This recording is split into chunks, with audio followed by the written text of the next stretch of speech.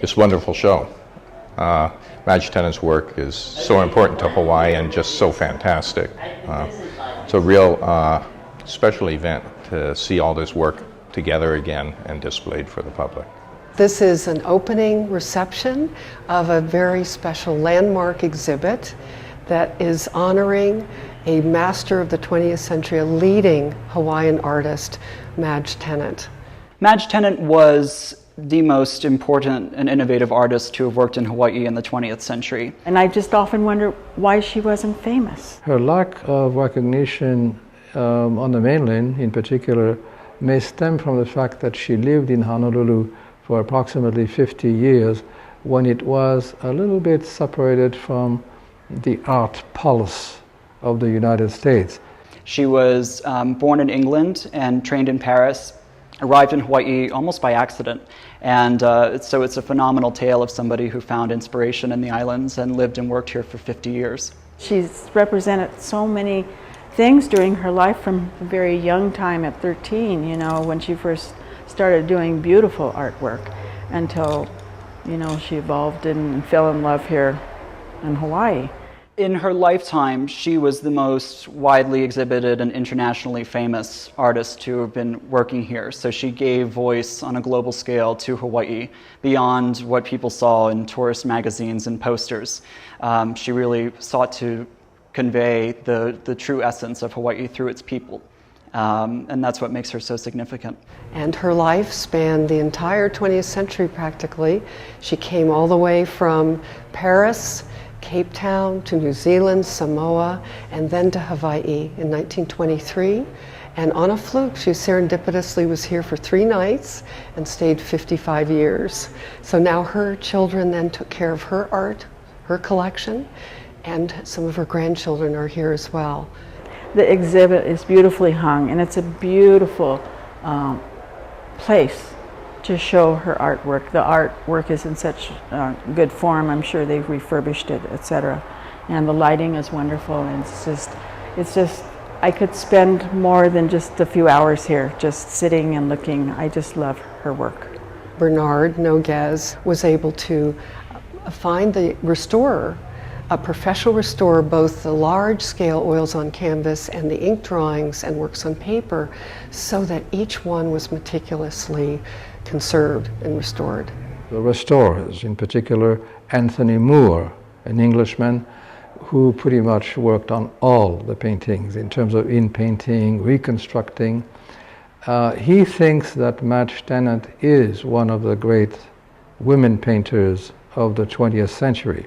The exhibit will show her whole evolution of her styles from an academic student in Paris to a fine arts director of a school and teacher in Cape Town, through her marriage to Hugh Tennant, who was a New Zealander, and she moved then to New Zealand and British Samoa, where she had each a son, Val and Arthur. Then she came to Honolulu, and you know, her cherished place where she lived the rest of her life until 1972. And you will see in that the evolution of her style that incorporates the work of Cézanne, Picasso, Gauguin, because she's been termed the Gauguin of Hawaii, and then her own singular style, which is rhythm in the round. It has the circular brushwork, which she called the Tennant whirl. And then not only is the brushwork circular and broken like the Impressionists and very spontaneous, but she built her forms that were monolithic and celebratory of the Hawaiian grandeur. And she called Hawaiians like the gods and goddesses of Greek Homer. She really embraced them and their royal largesse. You'll see the rhythms in the round in the painting because the compositions are also round and marvelously colored with the palettes of Renoir and Gauguin. She at first appropriated elements of the modernists that she encountered when she was studying in Paris as a teenager, but then evolved into her own style where she really emphasizes matriarchal beauty, a large and dignified scale, and these magnificent, brilliant tropical hues, all rendered with, really energetic brushstrokes. I love the big, beautiful, luscious Hawaiian women and the colors and everything, and the artwork is actually doing the hula right in front of you as you move around. It kind of moves, you know, as you get closer or farther away, and it's just wonderful. Anthony Moore, the restorer, who has restored the greatest names in the world. You mentioned them, you know, Monet, Manet, Seurat, whatever. He has worked on them. He sees her as having created something in the 1930s that had never been done before. And it isn't that those great big forms, enormous flows of impasto color, if you want, are essential per se to understanding Madge Tennant, because she was also a great classical art person, having studied in France in the early 1900s. My personal favorite is Two Lace Cellars, which is 1936, and it really has this magnificent, atmospheric, very ethereal kind of transcendence where you have the two lace cellars almost suspended in space, and they're sort of untouched, but one with each other and with nature. I think it exemplifies everything that makes her work so distinct. A favorite of mine is The Bride, which she completed in 1935, and it shows both her appreciation for Renoir's colorful palette that reflected, and she had fallen in love with the tropical hues of Hawaii. So it has a lot of those wonderful colors, but then she did this white lacy overlay, like an atmosphere over the painting, so it's as if the bride is in a deeper space. So the bride is actually moving backward and forward, and it's a wonderful painting that is a little like the pointillist, where when you're up close, it's very abstract. You see each of Madge's, each of the Tennant twirls, the whirls, each of the brushwork, and then as you back up, it starts to really resolve into a human figure.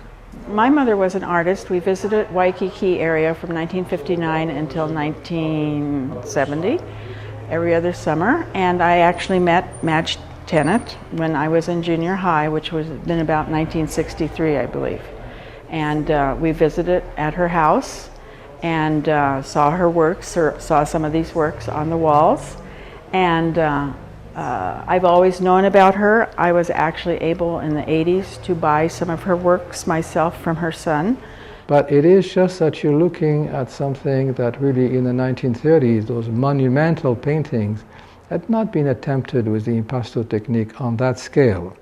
And also because she sang all her life the beauty of the Hawaiian people and of the Polynesian people. So I think that with all the work we have put into the restoration, a monograph that we will eventually publish, I really believe that Madge Tennant will become little by little very well known and will occupy the place that is hers in the history of painting. This is the world's largest art collection of Madge's work. And the Tennant Art Foundation intended that her work stay as a collection and that it be conserved and preserved in perpetuity if possible. So wonderfully, that looking around of the trustees of the foundation dovetailed with the opening of the Isaacs Art Center in 2004. So in 2005, we had a fully restored, historic 1915 schoolhouse with enough space to keep a lot of Madge's work, a lot of the Tennant art collection. And, you know, she truly is one of Hawaii's biggest treasures. So.